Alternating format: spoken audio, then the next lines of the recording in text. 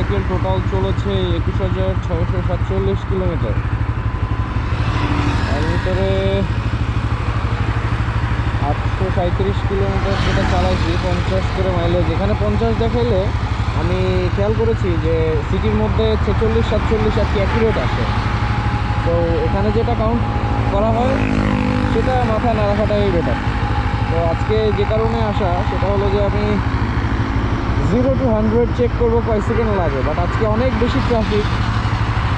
300 fit road, I don't know that it's gonna be a good idea or not.